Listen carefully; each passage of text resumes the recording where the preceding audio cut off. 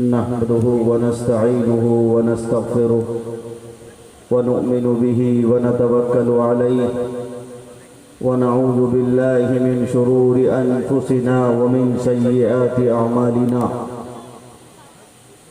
मन यहदिहिल्लाहु फला मुज़िल्ल लहु व मन युज़लिलहु फला हादिय लहु व नशहदु अन ला इलाहा इल्लल्लाहु वहदहु ला शरीका लहु व नशहदु अन्न सय्यिदना व सनदना हबीबना मुहम्मदन अब्दुहु व रसूलुहु सल्लल्लाहु तआला अलैहि वसल्लम। क़ाल अल्लाहु तबारक व तआला अऊज़ु बिल्लाहि मिनश शैतानिर रजीम बिस्मिल्लाहिर रहमानिर रहीम वला तहिनू वला तहज़नू व अंतुमुल अअलौना इन कुंतुम मुअमिनीन सदक़ल्लाहुल अज़ीम।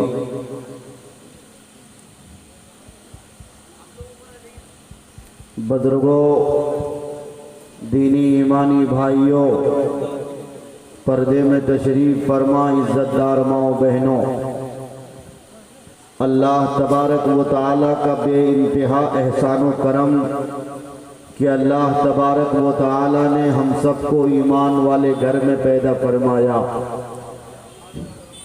हम पर बड़ा फजल फरमाया, शुक्र फरमाया कि अल्लाह तबारक व तआला ने हम सबको अपने चहीते नबी आमना के दुर्रे यतीम अब्दुल्ला के नूरे नज़र हज़रत मोहम्मद मुस्तफ़ा पूरा मजमा कहिए सल्लल्लाहु अलैहि वसल्लम की उम्मत में मरहमत फरमाया। एक बार पूरा मजमा हुसूल बरकत के लिए, अपने आप को बेदार करने के लिए, अपनी नेकियों में इजाफ़ा करने के लिए दाएं से बाएं तक, आगे से पीछे तक दरूद पाक का हदिया निछावर करें। पढ़ें अल्लाहुम्मा सल्ली अला मुहम्मद व अला आलि मुहम्मद कमा सल्लैता अला इब्राहीम व अला आलि इब्राहीम इन्नका हमीदुम मजीद। अल्लाहुम्मा बारिक अला मुहम्मद व अला आलि मुहम्मदिन कमा बारकता अला इब्राहीम व अला आलि इब्राहीम इन्नका हमीदुम मजीद। हर इब्तिदा से पहले, हर इंतहा के बाद, हर इब्तिदा से पहले, हर इंतहा के बाद ज़ाते नबी बुलंद है, ज़ाते खुदा के बाद। दुनिया में एहतराम के काबिल हैं जितने लोग, मैं सबको मानता हूँ मगर मुस्तफ़ा के बाद। क़त्ले हुसैन असल में मर्गे यजीद है, इस्लाम जिंदा होता है हर करबला के बाद। वाजिबुल एहतराम हज़रात उलमाए किराम, ईमानी भाइयों, अरकान कमेटी, मेरे मुखलिस दोस्त जनाब कारी हिफ्ज़ुर रहमान साहिब, मुफ्ती दानियाल साहिब, जनाब इमाम साहिब और जनाब मुग़ल आज़म साहिब और स्टेज पे तशरीफ़ फरमा हुफ़ाज़ किराम दानिश्वरान एज़ाम। इससे कबल कि मैं आपको अपनी बात आपके सामने रखूं, एक गुजारिश के तौर पे मैं ये कहता हूँ, अरकान कमेटी के शुक्रिया के बाद हमारे बंगाल पुलिस के नौजवान का भी शुक्रिया कि उन्होंने हमारे जलसे का ख्याल रखा और अपनी ड्यूटी पे वो तैनात हैं, इसलिए उनका भी वेलकम स्वागतम किया जाता है। मेरे भाइयों, हम जिस मुल्क में रहते हैं ये मुल्क एक सेकुलर मुल्क है। इस मुल्क की खूबसूरती, एकता, अखंडता, सभ्यता, संस्कृति गंगा जमनी तहजीब की है। इस मुल्क में हिंदू भी रहते, मुसलमान भी रहते, सिख भी रहते, ईसाई भी रहते, जैनी भी रहते, पारसी भी रहते और दीगर मज़ाहिब और दीगर अदियान के लोग भी रहते। इस मुल्क की तारीख़ बहुत लंबी चौड़ी है। इस मुल्क में मुसलमानों ने एक लंबे अरसे हुकूमत भी की है, वो अलग मसला कि हमारी कुछ काहिली और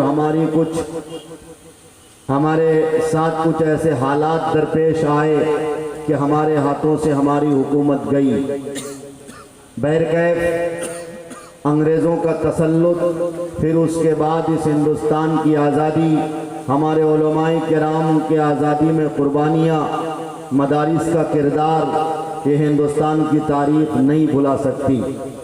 आज मैं आपके सामने एक अजीम शायर की मौजूदगी, जिसे दुनिया शाबान दिल खैराबादी कहती है, जिम्मेदारी के साथ चंद बातें रखूँगा और हज़रत दिल खैराबादी साहब और जनाबे मौलाना तनवीर ज़की साहब भी हों तो आप सबसे गुजारिश है कि आप लोग भी थोड़ा आगे आ जाएंगे तो हौसला अफजाई होगी।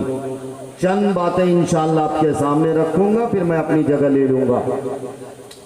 वो चंद बातें ये हैं। पहली गुजारिश तो मैं अरकान कमेटी से करता हूँ, आप जब भी जलसा कराएं, आपके जज्बात, आपके एहसासात को सलाम। आपने दिन रात एक करा, जब उसके बाद ईद के बाद इतना आलीशान प्रोग्राम सजाया, लेकिन आप जब अपने मेहमानों को बुलाते हैं और इस्तकबाल के लिए 100-150 गाड़ी लेके जब आप जाते हैं तो इस बात का ख्याल नहीं रखते कि मेरी उल्टी सीधी गाड़ी चलाने से किन किन को तकलीफ़ होती है। हमें इस बात का ख़ास ख्याल रखना है। याद रखिए, आप मुसलमान हैं और मुसलमान के मतलब होते हैं मानने के, और मुसलमान जो बना है वो मुस्लिम, अल मुस्लिम मन सलिम अल मुस्लिमून मिन लिसानिही व यदी, यानी मुसलमान की डेफिनेशन यही है कि उसके हाथ से, उसकी ज़ुबान से, उसके किरदार से, उसकी अदा से, उसके अखलाक से, उसके अतवार से किसी को किसी तरह की तकलीफ़ ना हो। अगर आप तकलीफ़ देने वाले हो तो इसका मतलब ये कि नबी अलैहिस्सलातु वस्सलाम के इस डेफिनेशन के मुताबिक आप मुसलमान नहीं हो। अल मुस्लिम मन सलिमल मुस्लिमून मिन लिसानिही व यदी। इसलिए अपने नौजवानों को सबसे पहला पैगाम और सबसे पहला संदेश मेरा यही, आप जब भी कोई रैली निकालें, जब भी कोई एहतजाज करें या इसी तरह किसी उलमा का इस्तकबाल करें, इस बात का ख़ास ख्याल रखा जाए। नारे लगाएं, मना नहीं करता, लेकिन हाँ, उन जगहों पे नारा जहाँ हिंदू भाइयों के मंदिर हो या हिंदू भाइयों की आबादी हो, वहाँ अपने नारे को आप बुलंद नहीं करें, वहाँ अपने नारे को आप पस्त करें। इसका मतलब ये नहीं कि आप बुज़दिल हो, इसका मतलब यही होता कि अल्लाह से करे दूर तो तालीम भी फितना, इमलाक भी, जागीर भी, औलाद भी फितना, ना हक के लिए उठे जो शमशीर भी फितना, शमशीर ही क्या नारे तकबीर भी फितना। नारे तकबीर, नारे तकबीर। ताकत से, हुकूमत से, फौलाद से क्या होता है? ताकत से, हुकूमत से, फौलाद से क्या होता है? ईमा हो बेलाली तो जल्लाद से क्या होता है? ईमा हो बेलाली तो जल्लाद से क्या होता है? मेरे कहने का मतलब इतना सा है कि जब भी आप जलसा कराएं, इस बात का ख़ास ख्याल रखें कि आपकी किसी अदा से किसी को तकलीफ़ न हो। हर मोड़ पे ख्याल रखें। इसलिए जब आप नारे तकबीर लगाया करें, चाहे वो ईद मिलादुल नबी के मौके पर हो, चाहे आपके यहाँ मुहर्रम के मौके पर अखाड़े निकाले जाते हों और या हुसैन के नारे लगाए जाते हों, या जलसे में उलमाए किराम के इस्तकबाल के मौके पे आप नारे लगाते हों, हम अपने हिंदू भाइयों का ख्याल रखेंगे। किसी तरह से अपनी किसी अदा से उनको आहत नहीं करेंगे, उनके दिल को किसी तरह से भी ठेस नहीं पहुंचा सकते। ये किसने हमें संदेश दिया?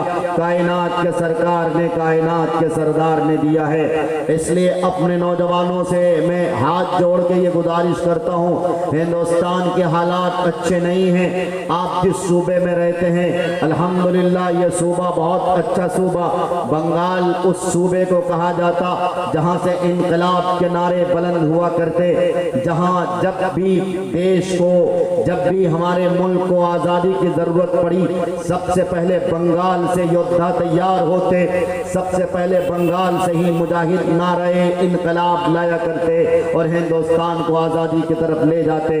बहुत अच्छी बात कि आप बंगाली मुसलमान हो, बंगाली हिंदू हो, लेकिन मेरे भाइयों, मेरे बुजुर्गों, मेरे कहने का स्पष्ट मतलब यही है, साफ सुथरी बात मैं आपसे कर रहा, आप अपनी अदा से किसी को तकलीफ न पहुंचाएं। आप नारे लगाएं जहां आपकी आबादी हो, जहां आपकी तादाद हो। दूसरी बात, अगर पेशेंट की गाड़ी जा रही हो, अपनी रैलियों को रोकें, पेशेंट की गाड़ियों को जाने दें। आपके नारे लगाने से अगर किसी बीमारी को किसी तरह की दिक्कत का सामना करना पड़ा, आपने ट्रैफिक जाम कर दिया और ट्रैफिक को जाम करने के बाद अगर किसी बीमारी को हॉस्पिटल जाने में ताखीर हुई और इलाज में ताखीर होने की वजह से अगर उनकी रूह परवास कर गई, तो याद रखो आप बहुत बड़े गुनहगार हो जाओगे।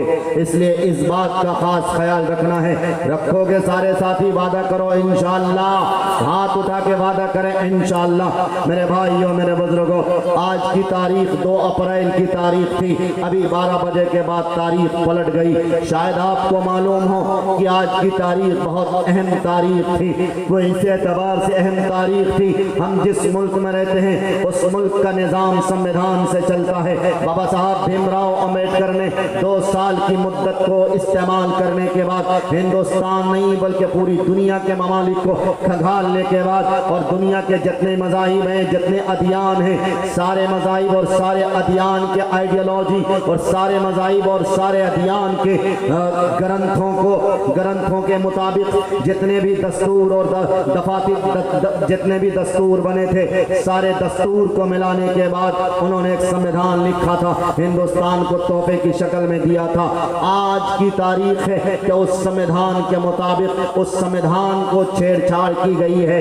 उस संविधान में आपको जानकारी हो कि आज उस संविधान को मिटाने की एक कोशिश की गई है वक्फ अमेंडमेंट बिल की शक्ल में। इसलिए मैं आप सबसे एक गुजारिश ये करता हूँ, याद रखें, हमने, आपने या हमारे पुरखों ने, हमारे दादा, हमारे परदादा, हमारे लक्कर दादा, हमारे नाना, हमारे परनाना, इसी तरह हमारे पुरखों ने जो जायदादें वक्फ की थी, जो ज़मीनें वक्फ की थी, मस्जिद के नाम पर, मदरसों के नाम पर, खानकाहों के नाम पर, मज़ारात के नाम पर, कब्रस्तान के नाम पर, दीनी मराकिज के नाम पर, दीनी मकातिब के नाम पर, दीनी तहरीकों के नाम पर, स्कूल के नाम पर, कॉलेजेस के नाम पर, हॉस्पिटल के नाम पर, यूँ समझो कि आम्मतुल मुस्लिमीन के नाम पर जो ज़मीनें वक्फ की गई थी, वक्फ करदा ज़मीनें, मुसलमानों का यकीन और ईमान यही कि ये वक्फ करदा ज़मीनें दरअसल अल्लाह की मिल्कियत हुआ करती है। यही वजह कि हिंदुस्तान में वक्फ करदा जितनी अमलाक है, जितनी जायदादें हैं, उन सारी जायदादों को अगर आप देखोगे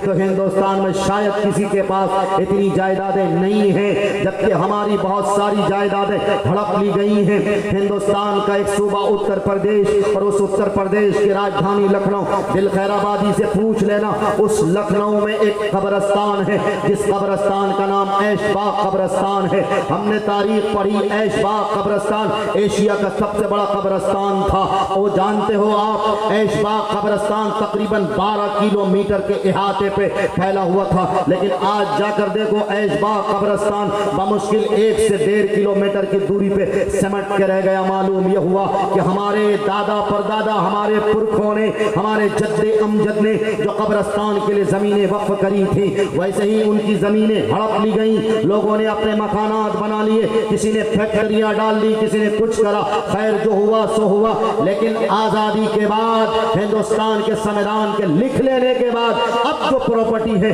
अब जो जायदाद है, कब्रस्तान की शक्ल में हो, इसी तरह मज़ारात की शक्ल में हो, या मदरसे की शक्ल में हो, या मसाजिद की शक्ल में हो, या ईदगाह की शक्ल में हो, हुकूमत अगर चाहती है कि हम वक्फ अमेंडमेंट बिल लाकर हिंदुस्तान के वक्फ बोर्ड पर हमला करेंगे और कलेक्टर को इस बात की अथॉरिटी देंगे कि वक्फ करदा जमीन, वक्फ की हुई मस्जिद पर, या वक्फ किए हुए मदरसे पर, या वक्फ किए हुए कब्रस्तान पर किसका हक होगा और कौन इसका जिम्मेदार होगा, मुसलमान कतई इसको बर्दाश्त नहीं कर सकता।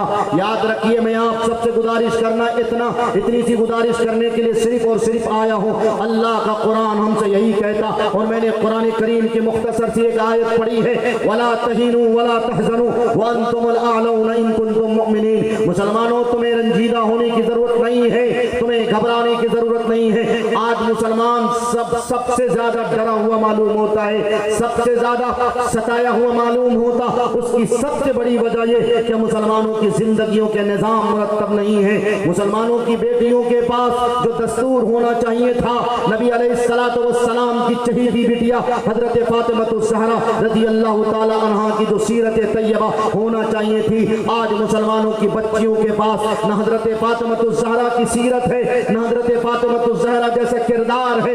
नाम फातिमा रखी हुई लड़की, नाम आयशा और रुकैया रखी हुई लड़की।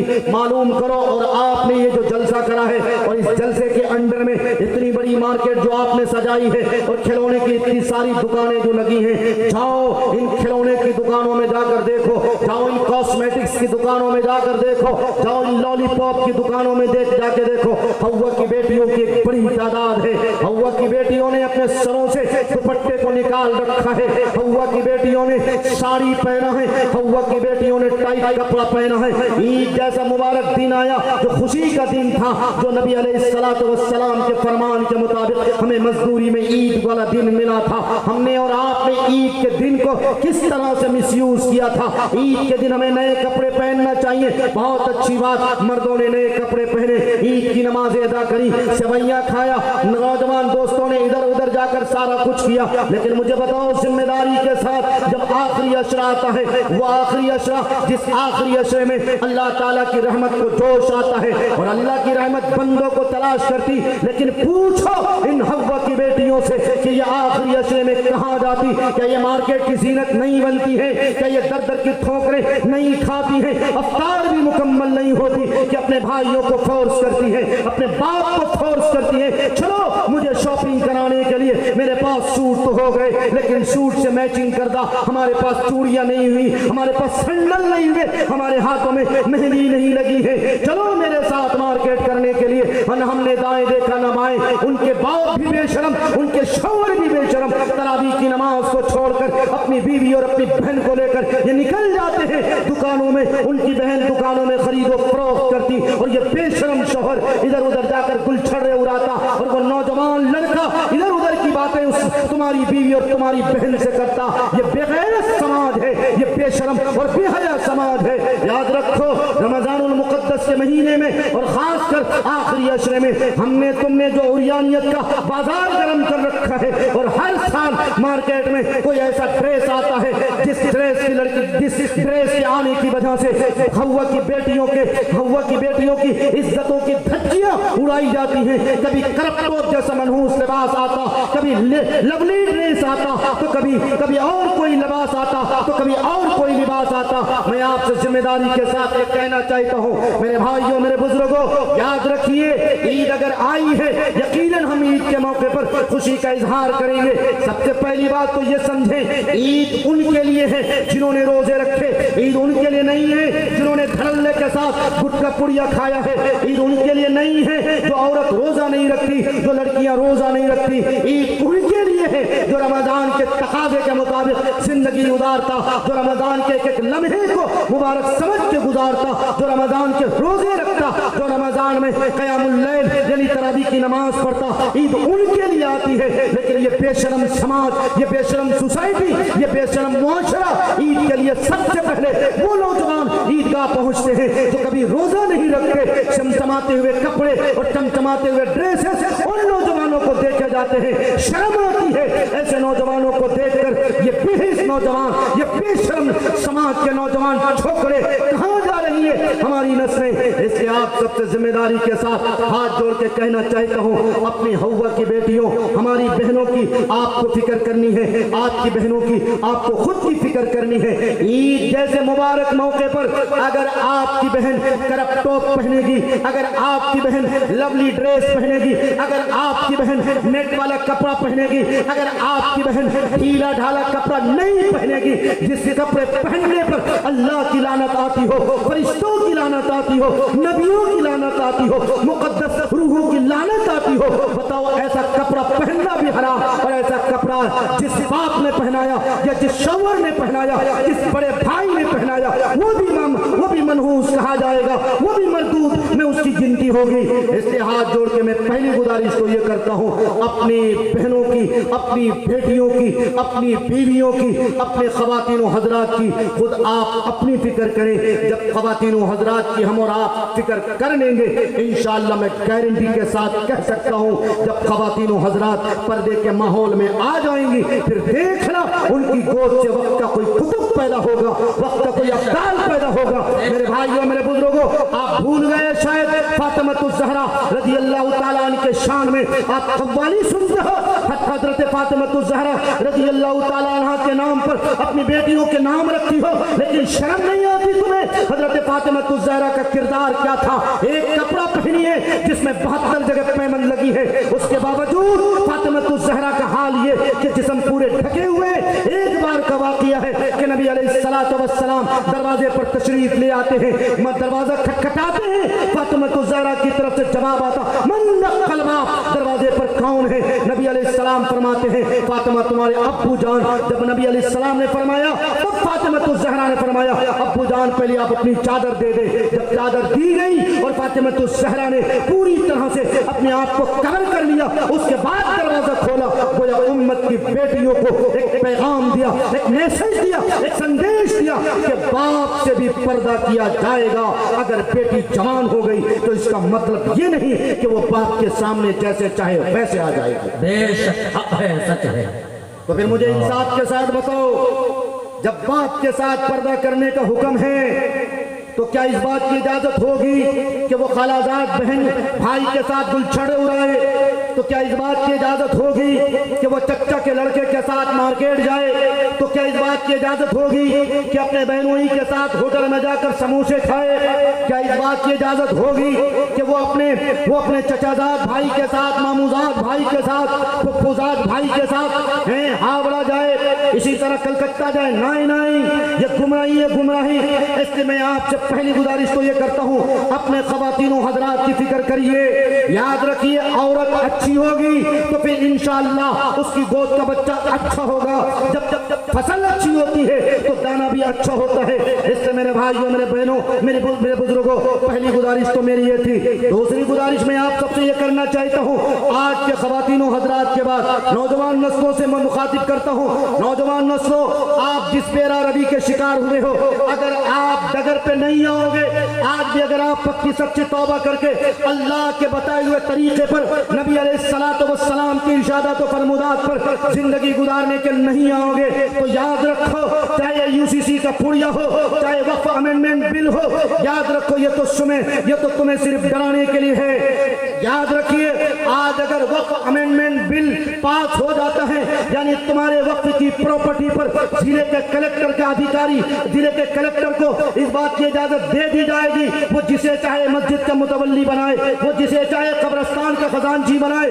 तुम अपने मरहूमीन को लेकर, अपने कंधे पर लेकर कब्रिस्तान के दरवाजे तक पहुंच जाओगे, लेकिन खुदा न करे अगर वक्फ अमेंडमेंट बिल पास हो गया तो तुम अपने मरहूम को लेकर कब्रिस्तान के दरवाजे तक पहुंच तो जाओगे, लेकिन उस कब्रिस्तान में अपने मरहूमीन को दफन नहीं कर पाओगे। ये क्योंकि आर्टिकल 15 और आर्टिकल 26 और 25 के खिलाफ है, और ये कानून दर्शाता है कि हिंदुस्तान के जितने भी वक्फ की जायदादें हैं और वक्फ की प्रॉपर्टियां हैं, इन सारी वक्फ की जायदाद और वक्फ की प्रॉपर्टी पर कब्जा किसका होगा? जिले के कलेक्टर का होगा। जिले का कलेक्टर जो कहेगा वो वही माना जाएगा। इसलिए मैं आप सबसे ये गुजारिश करना चाहता हूँ, पानी सर से ऊपर जा चुका है, आइए गफलत की चादर को निकाल फेंकिए। ऐ नौजवानों, आपसे कहता हूँ, शराब की दुकानें बंद करो। तुमने जो आवारा गश्ती कर रखी है, आओ आवारगी को खत्म करो, अपनी आंखों को पाकबाज बनाओ और हौसले के साथ और यकीन के साथ और अपने आप को मजबूती के साथ, मुस्तहकम इरादे के साथ आओ। एक प्लेटफॉर्म पे आने की जरूरत है। अल्लाह पर यकीन करते हुए, अल्लाह के कलमे के लिए अपने आप को तन मन धन की बाजी लगाते हुए उस पर मर मिटने के लिए सहाबा जैसा जज्बा और सहाबा जैसा यकीन पैदा करो। इंशाअल्लाह किसी माई के लाल में कम नहीं कि मुसलमानों का बाल बाका भी कर सकता है। तो क्या आप इस बात के लिए तैयार हो? मुझे बताओ। इंशाअल्लाह हो तैयार इंशाअल्लाह। आज मैं कहता हूँ मीडिया के सामने, आप बंगाल के मुसलमान हो, सबसे पहले ये बंगाल का सूबा था, जिस बंगाल के सूबे से आजादी का नारा बुलंद हुआ था, इनकलाब के नारे बुलंद हुए थे। आज अगर हिंदुस्तान में फिर से बाबा साहब भीमराव अम्बेडकर के संविधान के साथ छेड़छाड़ किया जाएगा, काला कानून अगर थोपा जाएगा, हिंदू भाइयों और मुसलमानों के दरमियान अगर तफरीक किया जाएगा, हिंदुओं को मुसलमानों से अगर लड़ाने की ये नापाक कोशिश की जाएगी, हम इसे कामयाब होने नहीं देंगे। हम हिंदुस्तान की गंगा जमनी तहजीब को छीनने नहीं देंगे, हम हिंदुस्तान के सभ्यता को खत्म होने नहीं देंगे।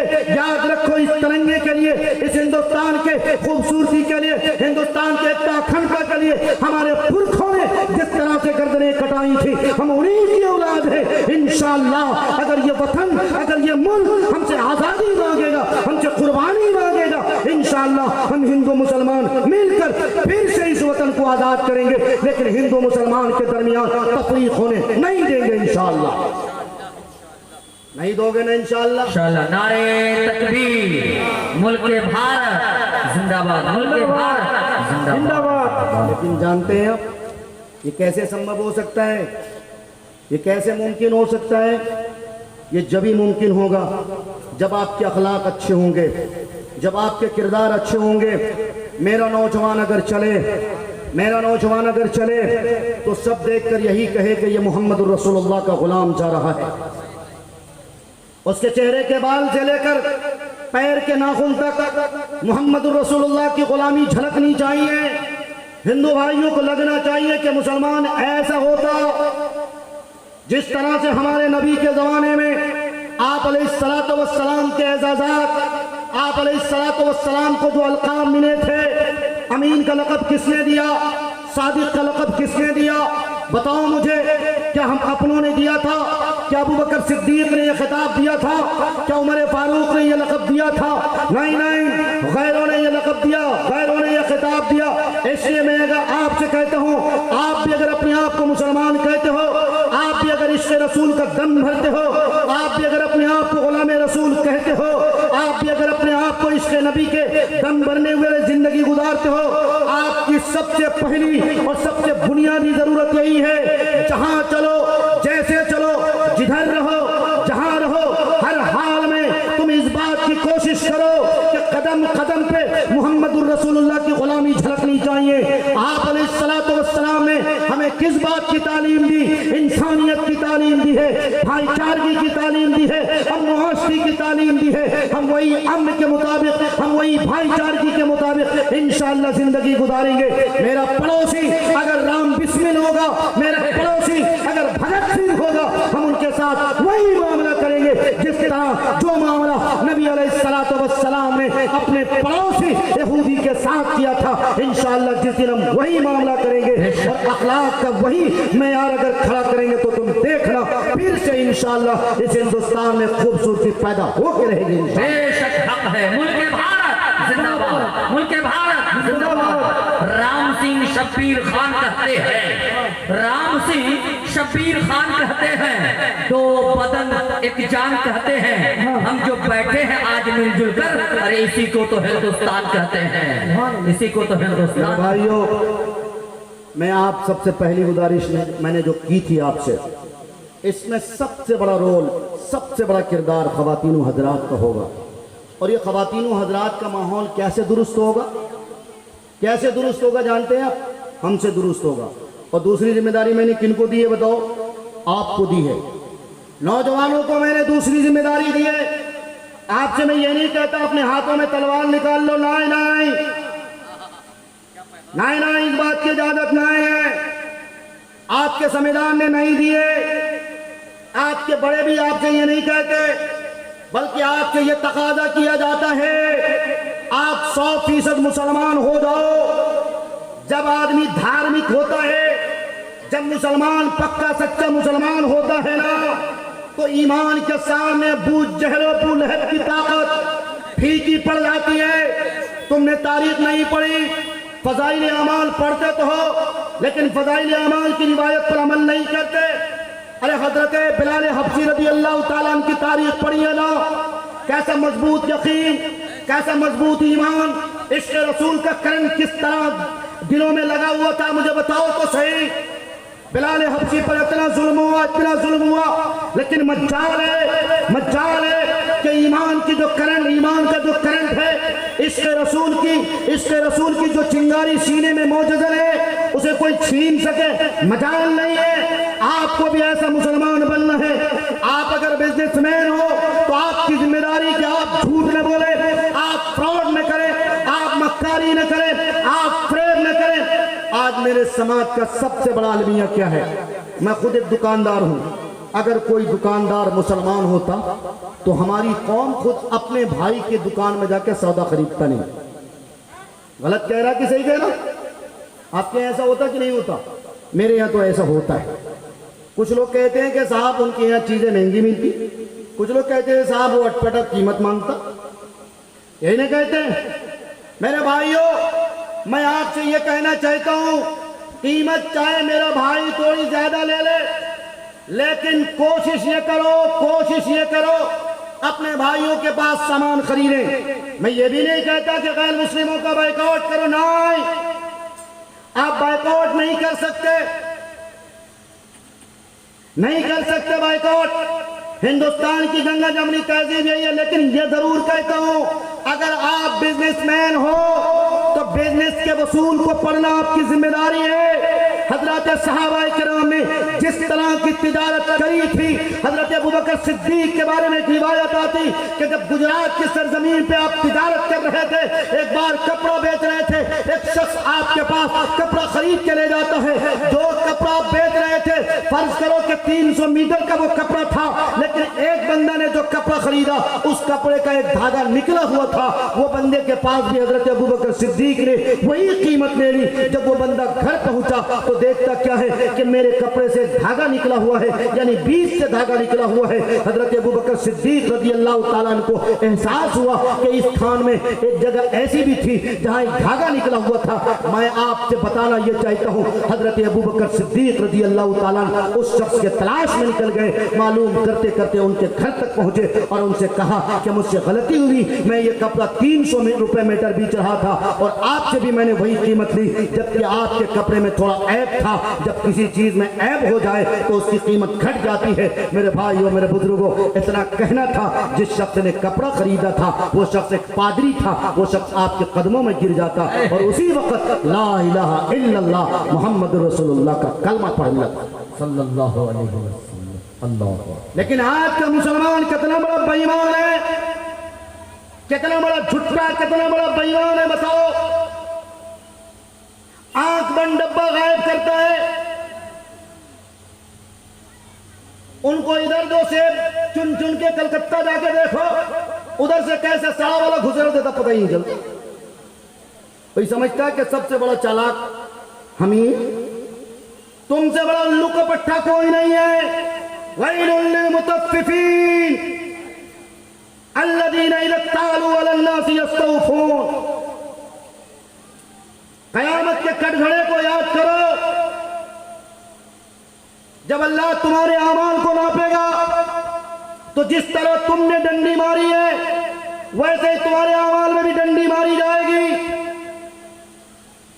इसलिए मेरे भाइयों, मेरे बुजुर्गों, आपसे मैं गुजारिश ये करता हूं, अच्छे बिजनेसमैन बनो। और नौजवानों से फिर एक गुजारिश करता हूं, हमारे नौजवान नस्लों में एक बीमारी और भी बहुत बड़ी है। वो बीमारी क्या जानते हैं आप? नशे की लत हमारी नौजवान नस्लों में बहुत ज्यादा है। और हमें जो खबर मिली तो बंगाल में ज्यादा है, क्योंकि बंगाल में तो शराब पर पाबंदी भी नहीं। हमारे यहाँ बिहार में तो शराब पियोगे फौरन पुलिस वाले उठा ले जाए। और मेरा घर चूंकि बंगाल के बॉर्डर पे है, लोग चुरा चुरा के बंगाल से शराब ले जाते हैं। और जितने झूठा बेईमान पकड़ा जाता है सब चुट्टा मुसलमान होता है। ये अपने आप को कहता मुसलमान है। याद रखिए, अगर कोई शराबी है और वो ये समझता कि मैं हालत ईमान में हूं, या उसकी गलत फहमी है। जानी जब ज़िना करता उस वक्त उससे ईमान निकल जाता है। इसी तरह शराबी जब शराब पीता है हालत शराब में उससे ईमान रुखसत हो जाता है। खुदा न करे इस हालत में अगर तुम्हारी रूह परवाज करी तो क्या करोगे, मुझे बताओ। अफसोस सद अफसोस। और अक्सर यही होता है, जितने एक्सीडेंट वाली मौत आती है, एक कमबख्त का मारा छोकरा सा मोटरसाइकिल उठाता है और इस तरह से मारता है किक,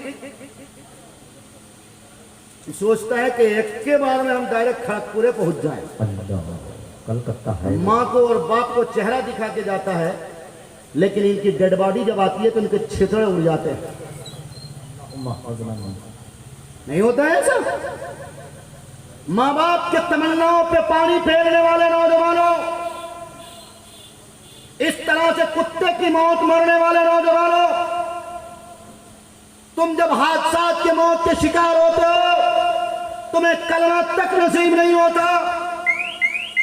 और खासकर हमारे समाज में एक बीमारी, ये बहुत बड़ी बीमारी है। वो बीमारी कौन सी, वो भी मैं बता दूं।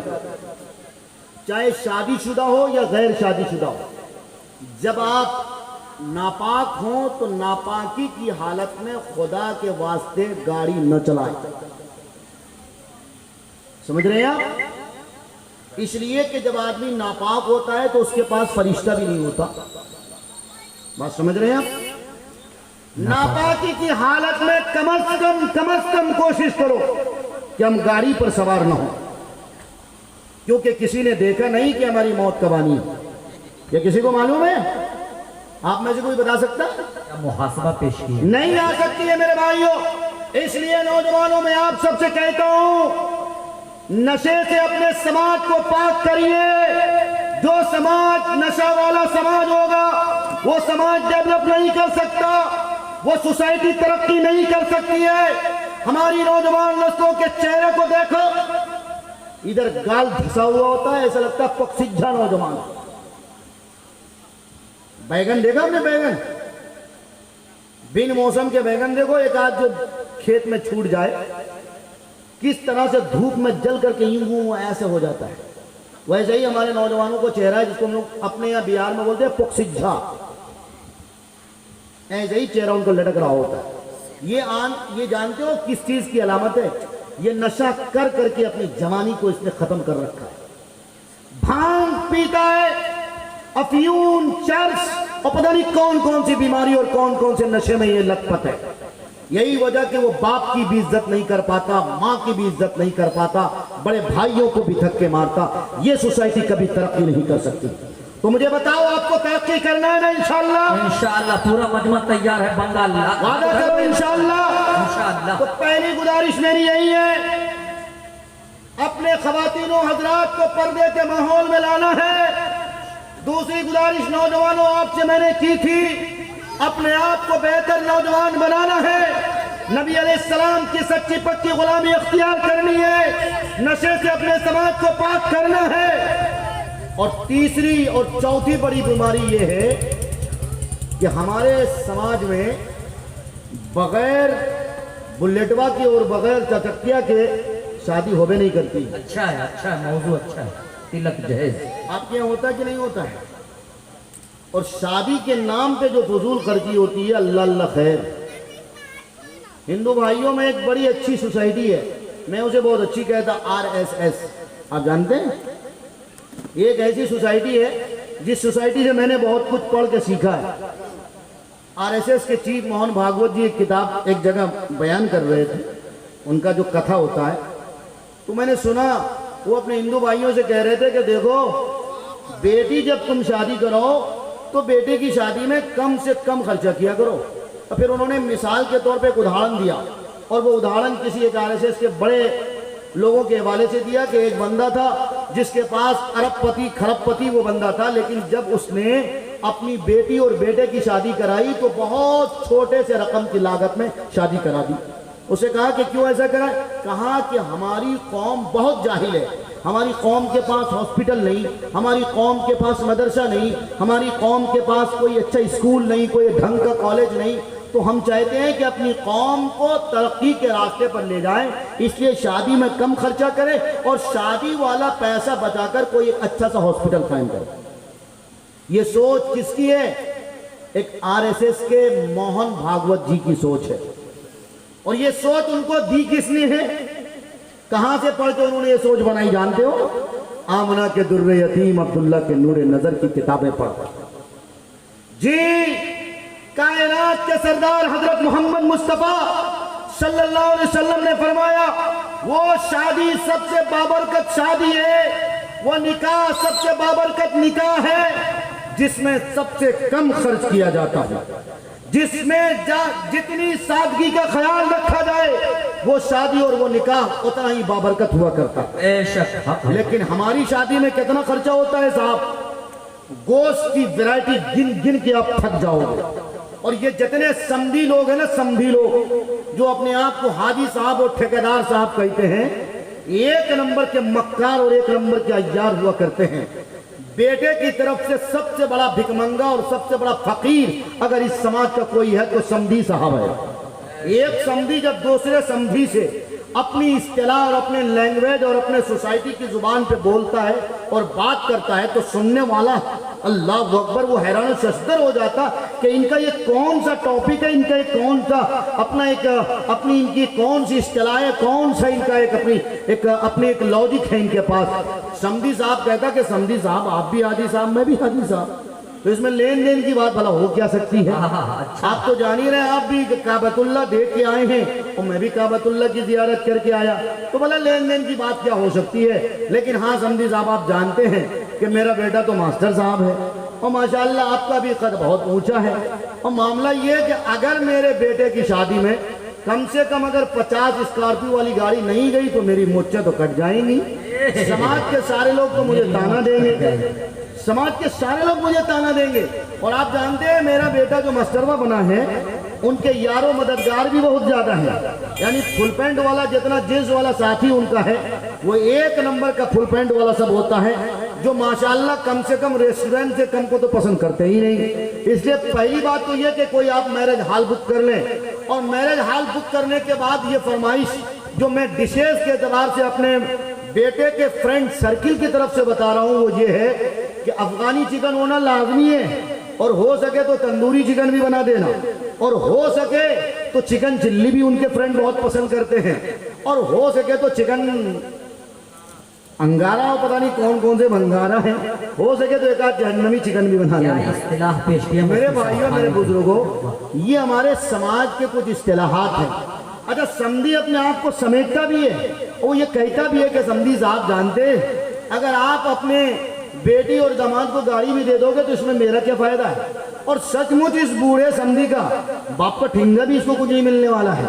ये जो अपने बेटे के लिए फकीर बन रहा है, ये डायरेक्ट अपना ठिकाना जहन्नम बना रहा है, जो अपने समधी को कंगाल बना रहा है। मेरे भाइयों मेरे बुजुर्गों, बात यही तक खत्म नहीं होती। समधी साहब की डिमांड इतनी खतरनाक होती, ये बोलता भी है कि इसमें मिलना मुझे कुछ भी नहीं है और यकीनन इसे मिलना कुछ भी नहीं है, लेकिन डिमांड करते करते थकता नहीं। इसकी आंख तो भर जाती, इसका पेट तो भर जाता, पर आंख नहीं भरती। कहते कहते यहाँ तक कह जाता कि समधी साहब गाड़ी दे ही दिया है, बॉक्स वाला पलंग दे ही दिया है, और माशाल्लाह फ्रिज भी आपने 2 पल्ले नहीं बल्कि 4 पल्ले वाले दे दी है। ऐसा करिए, डिजिटल जमाना है, वॉशिंग मशीन भी दे दीजिए, और सैमसंग वाले पुराने मॉडल की वॉशिंग मशीन न दीजिएगा, बल्कि ये अपडेट मॉडल आया है जहाँ 2 मिनट में कपड़े सूख भी जाते हैं, जहाँ कॉटन की एक अलग वेराइटी होती है और अगर लीलन कपड़ा हो तो उसके लिए अलग इंतजाम होता। तो इस तरह के वॉशिंग मशीन दे दीजिएगा। ये सारे इस्तिलाहात एक समधी के पास होता है। अल-किस्सा मुख्तसर ये कि समधी किसी तरह शादी करा लेता, और शादी के बाद जब उसकी बेटी बिया की आती है, अब जब जाहिर है उसने अपनी बेटी को सारी चीजें डिमांड के मुताबिक, समधी के डिमांड के मुताबिक दे दिया। अब उसकी बेटी बताओ महारानी बन के रहेगी या नौकरानी बन के रहेगी, या ये कि अपने अपने ससुर को बाप समझ के जिंदगी गुजारेगी, या ये कि अपने ससुर को वो एक भिखारन के तौर पे देख करके जिंदगी गुजारेगी।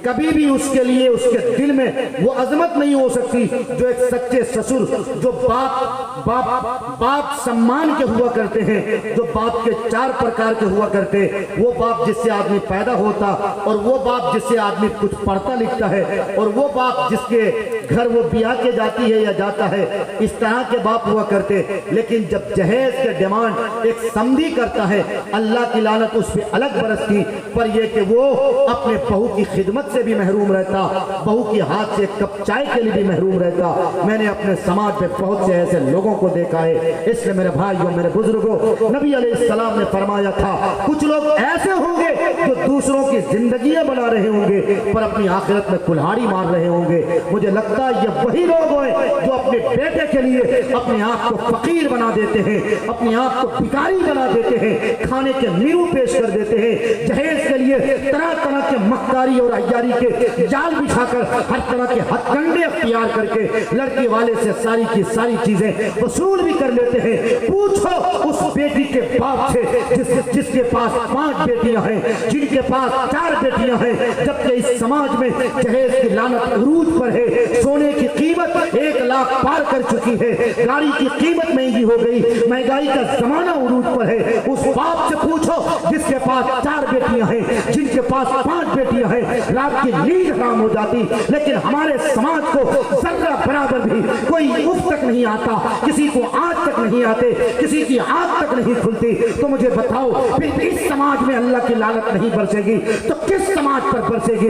आज गैर कौम अपने आप को समाज की लानत से पाक कर रही है। जाओ मेरे बिहार जाकर देखो, जहेज पर प्रतिबंध है। जाओ मेरे बिहार जाकर देखो, शराब पर प्रतिबंध है। लेकिन मेरे भाइयों, मेरे बुजुर्गों, वो मुस्लिम कौम, जिस मुस्लिम कौम के नबी ने, जिस मुस्लिम कौम के प्रोफेट मैसेंजर हजरत मोहम्मद मुस्तफा सल्लल्लाहु अलैहि वसल्लम ने फरमाया था, सबसे बड़ा निकाह, सबसे बेहतरीन निकाह, सबसे बेहतरीन शादी वो शादी है जिस शादी में सबसे कम खर्चा किया जाए, जिसमें सबसे कम लागत की रकम लगे। वो शादी कामयाब शादी है, वो शादी सबसे बेहतरीन शादी। लेकिन आज का समाज, आज की सोसाइटी, आज का मेरा यह इलाका सबसे बड़ी शादी और सबसे बड़ा निकाह और सबसे बड़ा मैरिज उसको कहता है जो सबसे ज्यादा खर्च करे, जो अनवाउ अक़साम के विशेष का इंतजाम करे, जो अपनी बेटी को दहेज में दी हुई गाड़ी को मैरिज हॉल के आगे खड़ा कर दे, जिसकी वजह से गरीब बाप के आंसू छलकने पर मजबूर हो जाए।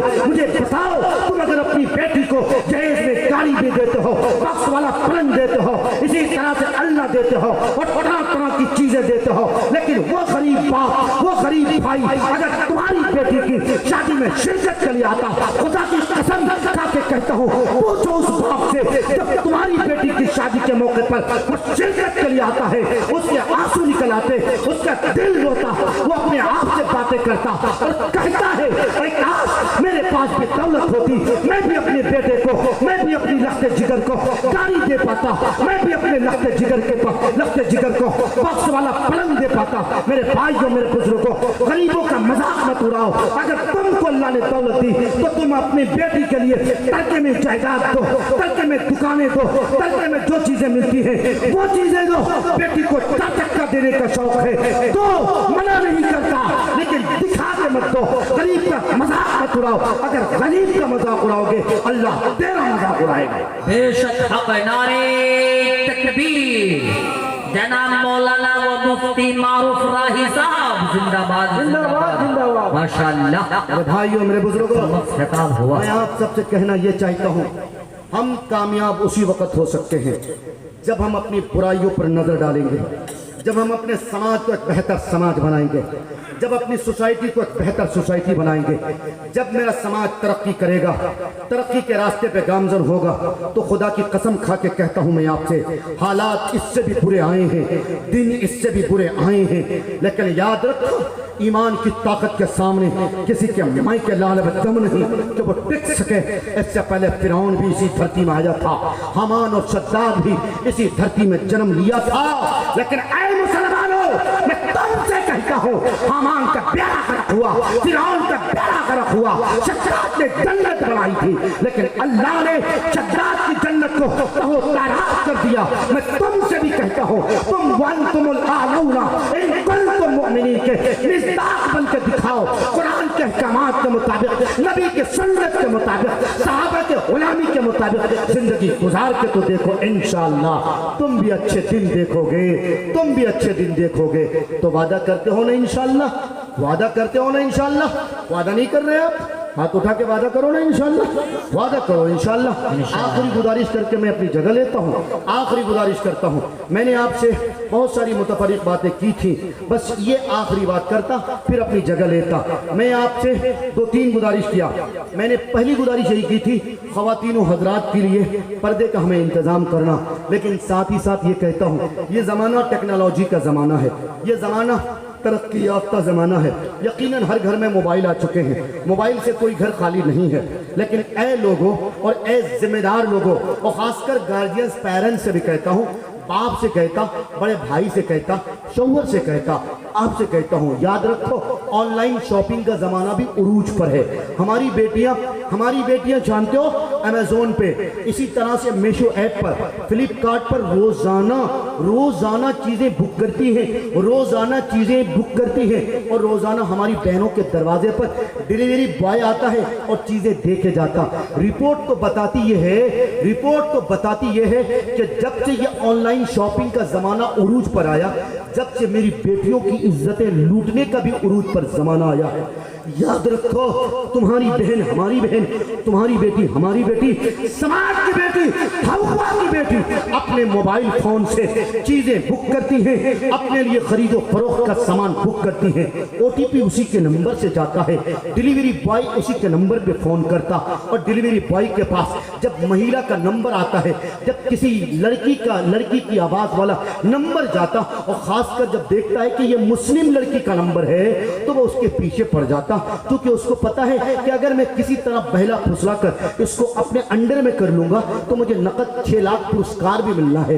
इसलिए मैं आप सबसे जिम्मेदारी के साथ कहता, और अपनी बहनों से भी कहता, अगर तुम्हें ऑनलाइन शॉपिंग करने का इतना ही शौक है, ठीक है, बहुत सारी चीजें ऐसी हैं जो तुम दुकान में खरीदना नहीं चाहती हो, बहुत सारी चीजें दुकान में तुम्हें मिलती भी नहीं और ऑनलाइन मिल भी जाती, लेकिन ऐ बहनों, मैं तुमसे कहता हूं, अपने मोबाइल से तुम चीजें बुक न करो, अपनी मोबाइल से तुम चीजें ऑर्डर न करो, बल्कि अपने बाप के मोबाइल से करो, अपने भाई के मोबाइल से करो, अपने शौहर के मोबाइल से करो, ताकि तेरा नंबर किसी गैर के पास न जा पावे। याद रखो मेरे भाइयों, जब हव्वा की बेटी की आवाज का भी पर्दा हो सकता, मेरे नबी ने फरमाया, अगर कोई लड़की आवाज़ें बुलंद यानी आवाज़ें बुलंद जोर से तिलावत करके नमाज पढ़ेगी, उसकी नमाज कबूल नहीं हो सकती, तो मुझे बताओ ना सही, फिर उसका नंबर किसी गैर के पास कैसे जा सकता? तुम डिलीवरी के नाम पर, तुम खरीदो फरोख्त के नाम पर, मीशो ऐप के नाम पर, इसी तरह फ्लिपकार्ट के नाम पर, अमेज़न के नाम पर अपनी बहन बेटियों की इज्जत का सौदा होते हुए कैसे देख सकते हो? एक जमीर वाला बाप, एक बाहया भाई, एक बाहया शौहर, ये हो नहीं सकता, ये होते हुए देख नहीं सकता।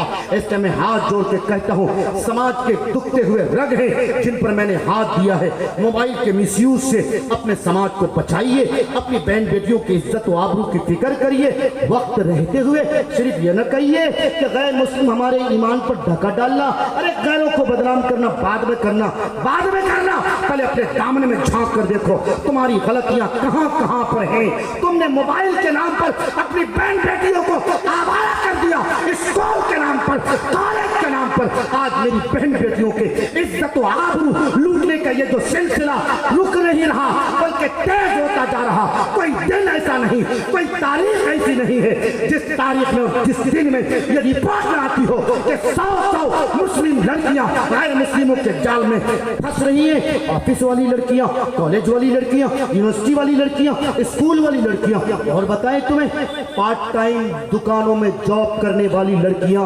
अपनी बहन, अपनी इज्जत का सौदा कर रही हैं। ये आपको भी पता है, ये हमें भी पता है। मुझे बताओ ना सही, तो फिर हम अपनी बहन बेटियों की इज्जत और आबरू की फिक्र कब करेंगे? अरे कब करोगे? करोगे ना इंशाअल्लाह? करो इंशाअल्लाह। अपनी बहन बेटियों को अवेयरनेस करो, उनको जगाओ, अपनी बहन बेटियों को कहो। और मैं हव्वा की बेटियों से आखिरी गुजारिश यही करता हूँ, तुम्हारे पास अल्लाह ने सबसे बड़ी दौलत जो दी है वो हया की दौलत दी है। हया से बढ़कर तुम्हें कोई दौलत नहीं दी गई, कोई दौलत नहीं दी गई। इज्जत इंसान को एक बार मिलती, एक बार अगर इज्जत लुट गई, जिंदगी भर चाहो कि वो इज्जत जुड़ जाए, पर वो इज्जत जुड़ नहीं सकती। दुनिया की चीजें खो जाए, मार्केट में मिल सकती, तुम्हारा जेवर खो जाए, तुम मार्केट में जाके खरीद सकती हो, पर इज्जत एक बार अगर लुट जाए, जिंदगी भर चाहोगे दुनिया के सारे बाजार खंगालो, पर तुम्हें इज्जत नहीं मिल सकती।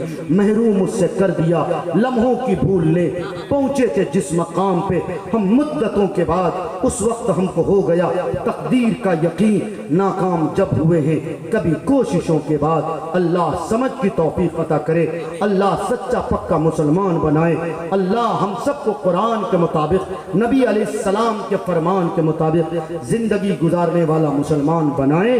व आखिर दावाना अनिल हम्दुलिल्लाहि रब्बिल आलमीन।